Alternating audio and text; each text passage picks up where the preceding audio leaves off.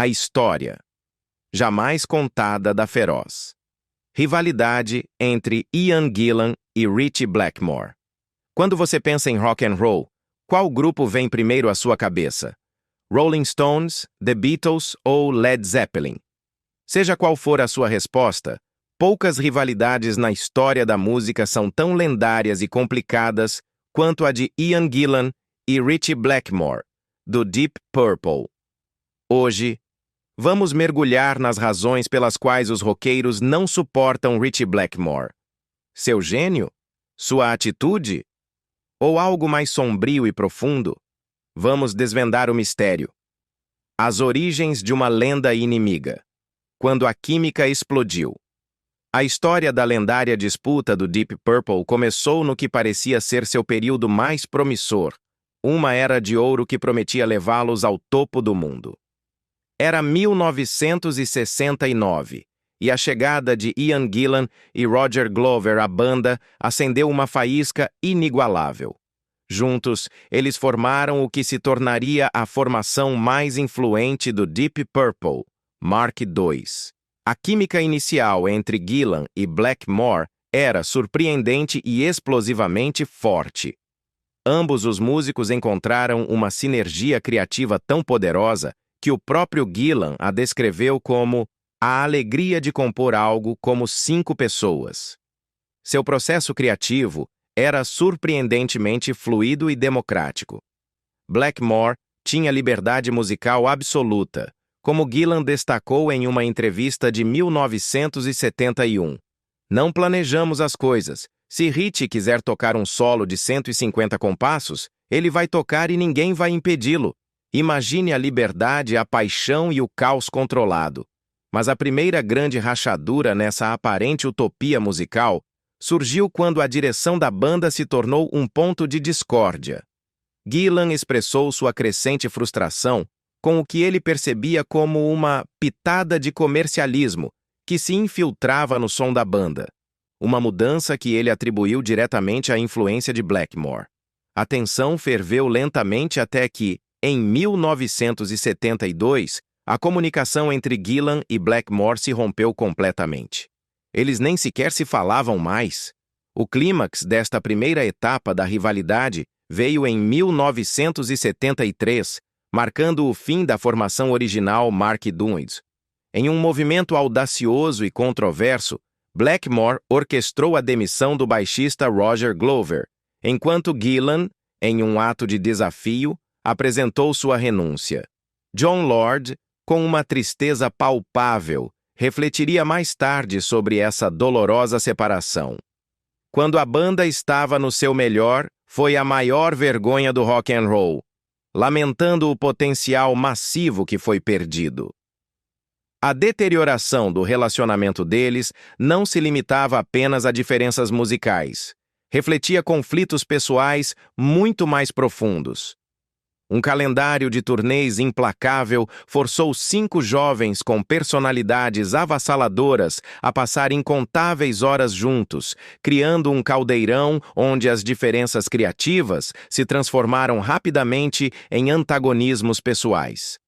Essa combinação explosiva de pressão profissional e atritos pessoais marcaria o relacionamento deles por décadas, uma ferida aberta que nunca terminou de cicatrizar. O perfeccionismo de Blackmore, gênio ou tirano?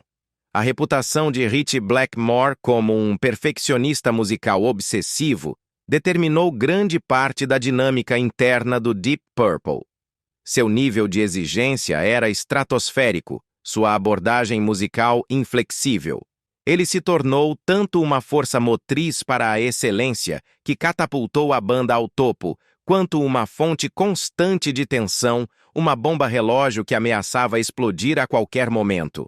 O perfeccionismo de Blackmore se manifestava em sua abordagem rigorosa aos ensaios e gravações. Seu padrão era notoriamente alto, como demonstra sua declaração franca. Suponho que tenho um padrão alto ou um nível diferente no qual não gosto de muita gente no negócio. Do ponto de vista musical, seu caráter exigente se estendia a requisitos específicos e muitas vezes impossíveis para os membros da banda. sincronização milimétrica com a bateria e o baixo, pouca teatralidade no palco, adesão estrita à sua visão musical e uma obsessão inabalável com a qualidade do som. O caráter controlador do guitarrista provocou numerosos conflitos. Roger Glover resumiu isso com uma precisão arrepiante. Ritchie se acostumou a ser quem mandava. Glenn Hughes, sem rodeios, o descreveu como um gato bastante malvado que nunca estava realmente feliz a menos que as coisas fossem do jeito dele.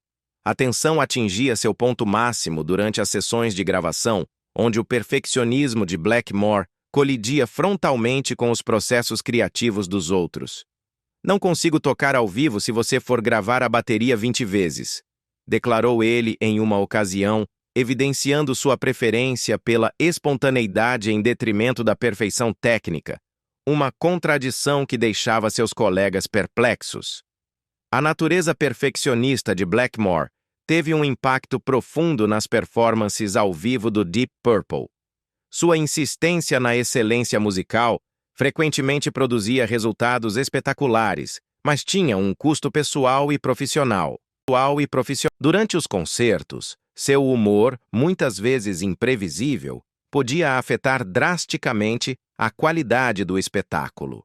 Em um incidente que entrou para a lenda negra do rock, ele se recusou a subir ao palco com os membros de sua banda, forçando-os a abrir com Highway Star sem guitarrista. Sua forma de interpretar era caracterizada por uma filosofia única, quase nihilista. Eu não dava a mínima para a construção das músicas, só queria fazer o máximo de barulho e tocar o mais rápido e alto possível. Uma postura aparentemente contraditória para um perfeccionista, você não acha? O preço da perfeição. Uma banda à beira do abismo. A contradição entre o perfeccionismo meticuloso de Ritchie Blackmore na preparação e a energia crua e desenfreada que ele exibia na interpretação, longe de ser uma fraqueza, tornou-se uma característica definidora do som inconfundível do Deep Purple. Era o motor que impulsionava sua música a novas alturas, mas também a espada de Damocles que pairava sobre suas cabeças. O impacto do perfeccionismo de Blackmore ia muito além das notas musicais. Seus companheiros de banda frequentemente se encontravam pisando em ovos. Roger Glover o observava com uma mistura de espanto e frustração. Ele gosta de colocar as pessoas no limite e de que as pessoas não saibam muito bem o que ele está tramando. Isso criou um ambiente explosivo, onde a excelência musical era alcançada através de uma combinação volátil de tensão, medo e respeito, uma receita para o sucesso, mas também para o desastre. A batalha pela alma do Deep Purple, clássico ou puro rock. O choque fundamental entre as influências clássicas e as do rock tornou-se um fator definidor das lutas internas do Deep Purple. Enquanto o mestre Jon Lord trazia elementos sinfônicos e majestosos ao som da banda, Blackmore pressionava cada vez mais por uma direção mais dura, mais crua e agressiva, que os afastasse de suas raízes sinfônicas. O sucesso inicial da banda com projetos de influência clássica, incluindo seu aclamado Concerto para Grupo e Orquestra, longe de uni-los, criou uma profunda divisão dentro do grupo. Blackmore e Gillan mostravam uma relutância cada vez maior em relação a esses projetos, considerando-os um desvio de seu verdadeiro caminho, uma traição à sua essência roqueira. Essa tensão se intensificou quando Blackmore, com um toque de ironia mordaz, declarou que se sua abordagem orientada ao rock não funcionasse, ficaria feliz em tocar com orquestras o resto de sua vida. Uma ameaça velada que ressoou na alma da banda. A luta de poder pela direção musical do Deep Purple atingiu seu ponto alto durante as intensas sessões de estúdio. A crescente frustração de Blackmore se manifestou em sua declaração taxativa. Não estou realmente interessado na abordagem moderna com instrumentos modernos. Sua abordagem obsessiva na melodia colidia de frente com o som em evolução da banda, o que o levou a criticar seu trabalho posterior como um pouco monofônico. Uma verdadeira punhalada no coração criativo de seus companheiros. O processo de composição se tornou outro campo de batalha minado. Gillan expressou sua profunda preocupação com o que denominou um toque de comercialismo, que se infiltrava sorrateiramente no som da banda. Uma mudança que atribuiu direta e sem rodeios à influência de Blackmore. Suas diferenças criativas chegaram a ser tão graves que, em 1972, eles nem sequer podiam estar na mesma sala durante as gravações. A situação se deteriorou ainda mais quando Blackmore, em um ato de sabotagem criativa, começou a reter seus melhores riffs de guitarra, alegando que os guardava para seu próprio projeto solo. Esse comportamento tóxico criou uma atmosfera de profunda desconfiança e ressentimento que asfixiou a produção criativa da banda. Durante as sessões de gravação, Blackmore às vezes diminuía deliberadamente seu nível, como demonstrado em um incidente chocante quando gravou um solo enquanto mantinha apenas um dedo na corda do baixo. Essas disputas sobre a direção musical, como uma ferida aberta que nunca cicatrizava, contribuíram, em última análise, para múltiplas mudanças de formação e separações temporárias. A tensão chegou a tal ponto que, durante a turnê de seu 25º aniversário, em 1993, Blackmore se recusou a aparecer no palco para a faixa de abertura, Highway Star, obrigando a banda a se apresentar sem seu guitarrista. Um desrespeito que marcou o início do fim. O ponto de ruptura. A explosão final.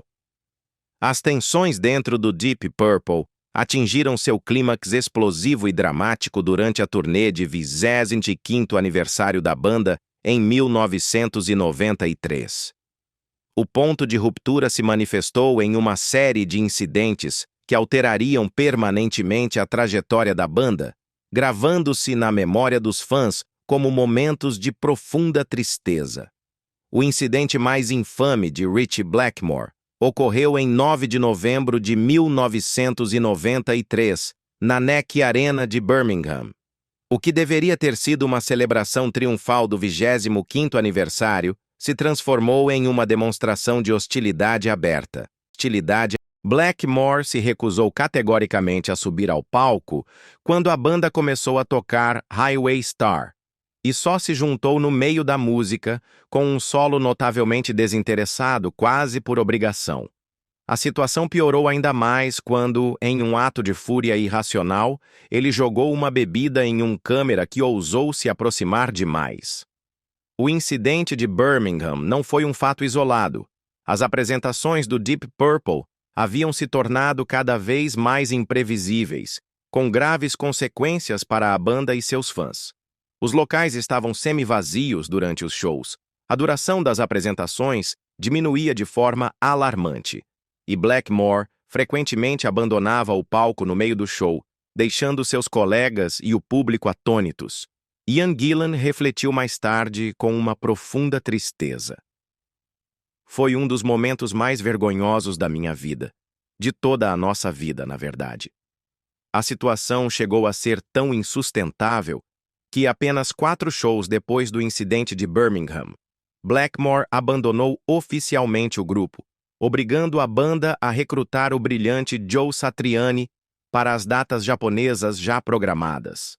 Um final abrupto para uma era lendária. A polêmica se intensificou quando a Sony, apesar das firmes objeções da banda, decidiu publicar imagens do tumultuado concerto de Birmingham. Gillan tomou a medida extraordinária de pedir publicamente aos fãs que não comprassem a gravação. Um apelo desesperado para proteger a imagem da banda. A cobertura midiática desses acontecimentos pintou um quadro dilacerante de uma banda em crise, com a Rolling Stone e outras publicações documentando implacavelmente a deterioração do relacionamento entre Blackmore e seus companheiros de banda. As sequelas desses incidentes continuaram a ressoar anos depois, sobretudo durante a cerimônia de entrada no Rock and Roll Hall of Fame, em 2016, onde a ausência de Blackmore foi um claro sinal de que as feridas ainda não haviam cicatrizado. Sombras no Hall da Fama, o silêncio de Blackmore e o grito dos fãs, a ausência de Ritchie Blackmore na cerimônia de indução ao Rock and Roll Hall of Fame em 2016 desencadeou uma polêmica adicional, um capítulo a mais na saga de uma das bandas mais influentes da história. O lendário guitarrista, sempre um enigma, sugeriu que a própria direção do Deep Purple havia bloqueado sua participação. Uma acusação que ressoou com força no mundo do rock. Apesar de sua notória ausência e das contínuas tensões, outros membros da comunidade roqueira, como o próprio Lars Ulrich, do Metallica, elogiaram com veemência Blackmore por sua inegável e monumental contribuição à história do rock. Em uma reviravolta surpreendente dos acontecimentos, Ian Gillan, a voz icônica da banda, reconheceu mais tarde o papel de ambas as partes na disputa, com uma sabedoria que só o tempo pode conceder. Nós dois éramos difíceis, declarou, admitindo que a culpa não recaía unicamente sobre os ombros do temperamental guitarrista. Embora a comunicação entre eles tenha sido retomada com o tempo, ela permaneceu um labirinto de complicações, especialmente pela aversão de Blackmore à tecnologia moderna. Ritchie não tem nada eletrônico em sua casa, nem computadores, nem telefones, nada disso, explicou Gillan com uma mistura de resignação e assombro. Então ele é completamente inacessível, uma barreira tecnológica que se somava às emocionais. O ponto de ruptura de 1993, aquele infame incidente de Birmingham, marcou não só o fim de uma era, mas também o começo da reinserção e reinvenção do Deep Purple. Como destacou Gillan com uma lucidez impactante, se Ritchie tivesse ficado na banda, teria sido o fim do Deep Purple. Os shows eram cada vez mais curtos, o público cada vez menor. A banda estava à beira do abismo, e a saída de Blackmore, embora dolorosa, foi um ato de sobrevivência. O legado inabalável do Deep Purple. Entre a lenda e a controvérsia. O legado duradouro do Deep Purple é um testemunho de sua incrível resistência aos conflitos internos e às constantes mudanças de formação. Com mais de 100 milhões de discos vendidos em todo o mundo, o impacto da banda na música rock transcende os infames incidentes de Ritchie Blackmore, que marcaram grande parte de sua trajetória. Uma prova de que a música, no final, sempre prevalece. A saída de Ritchie Blackmore criou uma divisão clara e profunda entre os seguidores do Deep Purple. Um pequeno, mas barulhento grupo de fãs insistia veementemente no retorno de Blackmore, como se sua mera presença fosse a chave da autenticidade. Enquanto isso, uma maioria silenciosa apoiava a evolução da banda, compreendendo que o rock, assim como a vida, é mudança constante. Essa divisão se tornou especialmente evidente durante a cerimônia de entrada no Rock and Roll Hall of Fame de 2016, onde a ausência de Blackmore provocou acalorados debates entre fãs e músicos. Os debates sobre a qualidade se intensificaram quando Blackmore sugeriu que alguns dos últimos trabalhos do Deep Purple se tornaram demasiado monofônicos, uma crítica mordaz que buscava minar a evolução criativa da banda. Essa tensão criativa contribuiu para o que Jon Lord, com uma tristeza palpável, chamou de a maior vergonha do rock and roll, lamentando o imenso potencial que poderia ter sido alcançado se a formação original, a lendária Mark Sindhu, tivesse permanecido unida. Uma pergunta que continua atormentando os fãs até hoje. Apesar dos conflitos internos que os assombravam como uma sombra, o sucesso comercial do Deep Purple continuou notável. A banda alcançou vários marcos importantes que os catapultaram para a estratosfera do rock. Foram o grupo que mais vendeu nos Elicaira entre 1972 e 1973. Foram reconhecidos como a quinta banda mais influente de todos os tempos e realizaram turnês de sucesso por 7 décadas. No entanto, as tensões da era Blackmore não foram inócuas e afetaram, sem dúvida, sua trajetória comercial. A presença nos shows flutuou drasticamente durante os períodos de lutas internas, e alguns locais relataram espetáculos meio vazios em épocas especialmente turbulentas.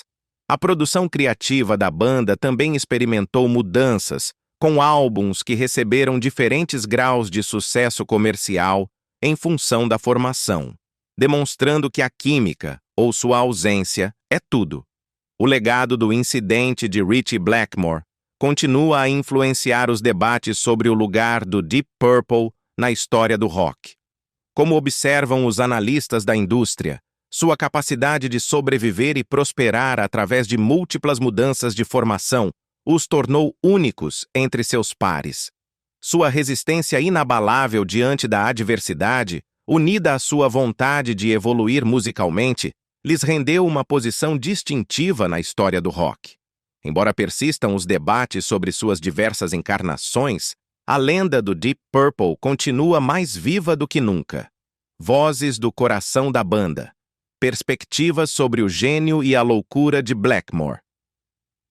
Cada membro do Deep Purple trouxe perspectivas únicas para a complexa relação da banda com Ritchie Blackmore, oferecendo pontos de vista que pintam um quadro mais completo e matizado de sua dinâmica interna. Como membro da banda que manteve uma relação mais próxima, talvez a mais próxima que alguém teve com Blackmore, Roger Glover ofereceu, talvez, a perspectiva mais equilibrada sobre a complexa e muitas vezes contraditória personalidade do guitarrista. Acho que ele está conectado dessa maneira, mas depois ele gosta disso. Ele gosta de colocar as pessoas em tensão e de que as pessoas não saibam muito bem o que ele está tramando, explicou Glover. Sua posição única lhe permitiu ver os dois lados dos conflitos que assolavam a banda, compreendendo a natureza dual de um gênio. Quando questionado sobre possíveis reuniões futuras, Glover manteve-se firme e sem hesitação. De jeito nenhum. Os rumores não vêm de nós, isso é certo. Quer dizer, por que diabos faríamos isso? Sua postura, clara e contundente, refletia uma profunda compreensão de por que a reconciliação poderia ser impossível, apesar do papel integral de Blackmore na história da banda. Algumas feridas simplesmente não cicatrizam. Ian Paice, como baterista inabalável do Deep Purple e membro mais veterano, testemunhou a evolução do incidente de Ritchie Blackmore de um ponto de vista único, do coração rítmico da banda.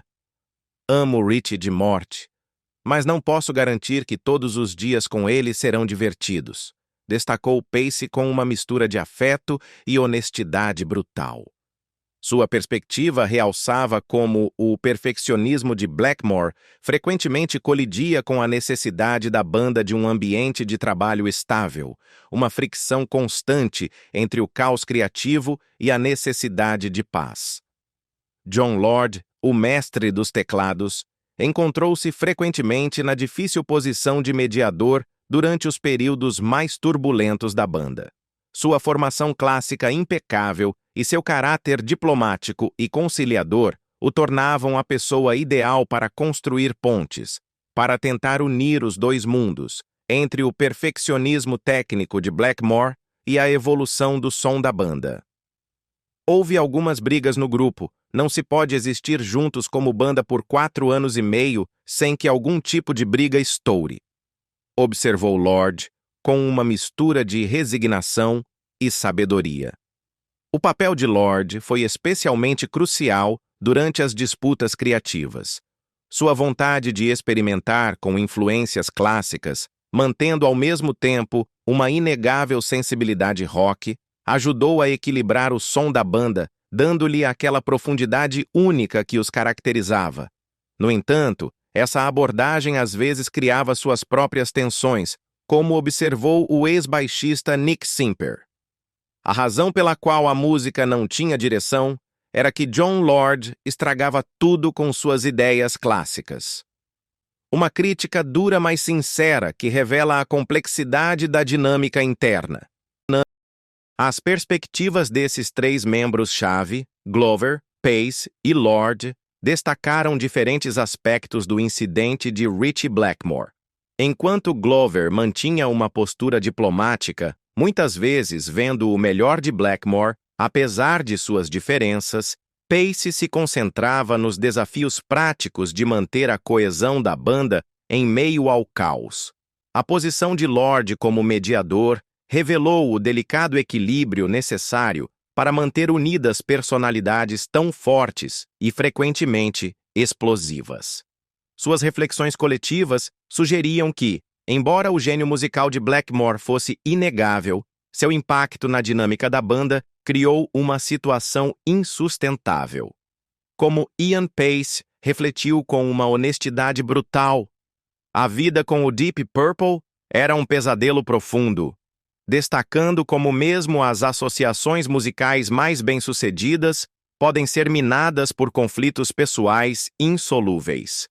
Tentativas frustradas de reconciliação, o sonho quebrado de uma reunião lendária. Ao longo dos anos, inúmeras tentativas de reconciliar a formação clássica do Deep Purple resultaram em frustração e decepção, deixando os fãs com o coração partido. Apesar de alguns momentos promissores que acenderam a esperança, o caminho para a reunião foi bloqueado por uma combinação explosiva de diferenças pessoais, decisões da gestão e problemas de comunicação que pareciam intransponíveis. A tentativa de reunião mais significativa ocorreu há cerca de 15 anos, quando as lendas David Coverdale, Jon Lord e Glenn Hughes iniciaram uma conversa de 3 semanas para reunir a banda.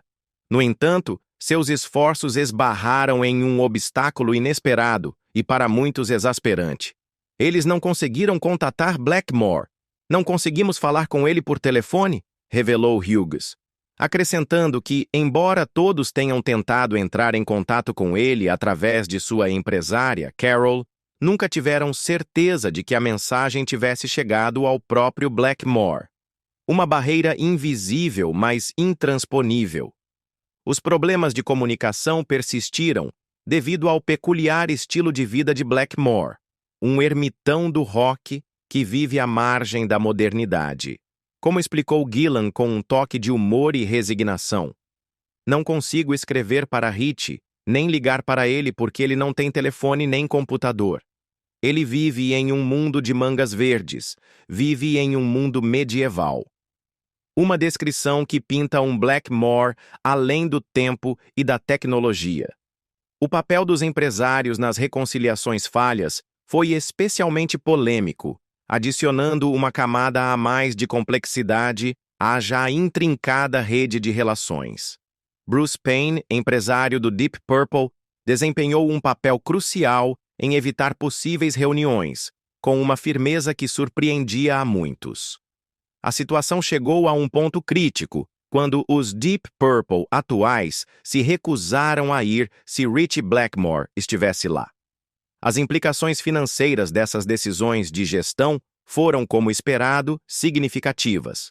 David Coverdale revelou que as mudanças de última hora lhe custaram entre $75 mil e $100 mil em arranjos para os familiares que tinham previsto comparecer à cerimônia. Um preço muito alto pelas tensões do passado. A cerimônia de entrada no Rock and Roll Hall of Fame de 2016 tornou-se o epicentro das tentativas falhas de reconciliação. David Coverdale descreveu posteriormente a situação como uma obscenidade, sublinhando que nenhum deles estaria ali em pé sem Ritchie. Ele até fez uma tentativa pessoal desesperada de facilitar a presença de Blackmore, estendendo-lhe um ramo de oliveira. "Venha comigo, ninguém vai mexer com você, eu cuido disso." Mas nem mesmo esse gesto de camaradagem foi suficiente para quebrar o gelo. As consequências dessas tentativas frustradas, surpreendentemente, levaram a um sutil degelo nas relações. Gillan reconheceu que as tensões aliviaram bastante depois que nós... No entanto, a possibilidade de uma grande reunião foi rapidamente descartada pelo próprio Gillan, que a classificou como uma absoluta falta de respeito à formação atual e seria apenas por dinheiro, nada mais.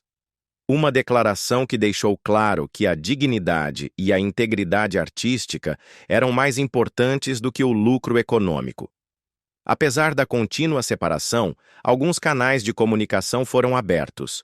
Tanto Gillan quanto Blackmore trocaram palavras agradáveis, através de seus empresários, uma pequena ponte lançada na vastidão de sua distância.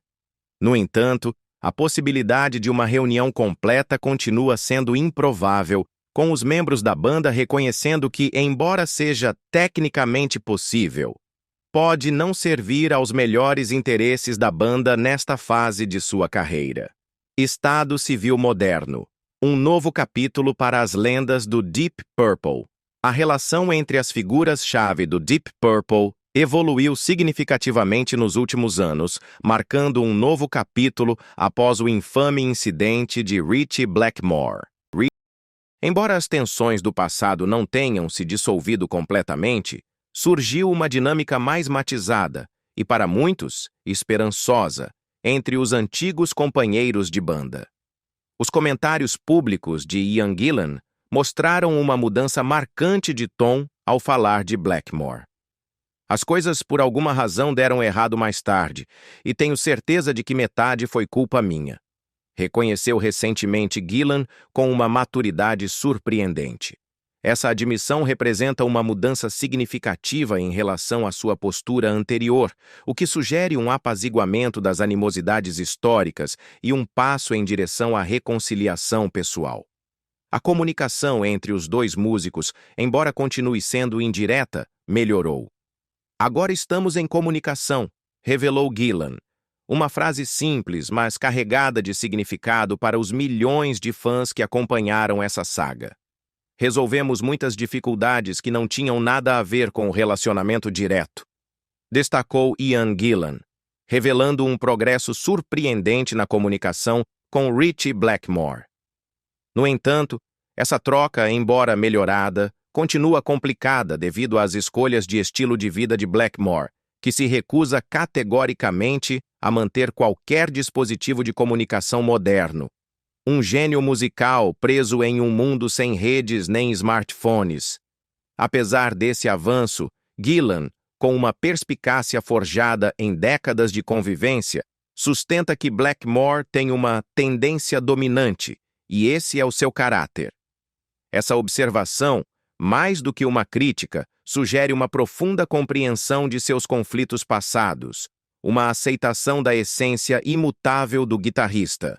A banda, longe da derrocada prognosticada, continua ativa e produtiva, com Gillan rotulando de bobagens os rumores de aposentadoria. Seus últimos álbuns e apresentações ao vivo sugerem um grupo que finalmente encontrou seu equilíbrio e sua voz depois da tempestade Blackmore. Embora sua influência continue sendo uma parte inegável e indelével de sua história. A dinâmica das relações, no entanto, também afetou outros antigos membros. Glenn Hughes expressou sentimentos fortes e, frequentemente, dolorosos sobre as interações recentes, afirmando categoricamente que não voltará a falar com nenhum deles, após experimentar o que descreveu como um tratamento rude. Isso sugere que, embora algumas relações tenham melhorado e encontrado um caminho para a paz, outras continuam tensas, com feridas que não terminam de cicatrizar. A situação atual representa um delicado equilíbrio entre honrar o legado monumental do Deep Purple e manter sua trajetória atual, um caminho que construíram com esforço e dedicação. Embora as amargas desavenças do passado tenham diminuído em grande parte, foram substituídas por uma distância profissional que ambas as partes parecem considerar viável. Como destacou Gillan, com a sabedoria que só a experiência pode dar, quando você se divorcia, é difícil voltar atrás. Uma frase que, embora sugira que uma forma de paz foi alcançada, insinua que uma verdadeira reconciliação, uma reunião completa e duradoura da formação clássica, continua sendo improvável. Ritchie Blackmore, um gênio incompreendido ou simplesmente difícil demais de lidar? O debate continua aberto. A frustração de Ian Gillan, a de Roger Glover, a de Jon Lord, é completamente compreensível, mas isso faz com que o brilho inegável de Ritchie Blackmore seja menos extraordinário? Podemos separar o artista da pessoa? Conte-nos o que você pensa nos comentários. E não se esqueça de curtir, se inscrever e ativar o ícone do sino para nunca mais perder histórias de rock and roll como esta. Obrigado por assistir e até a próxima.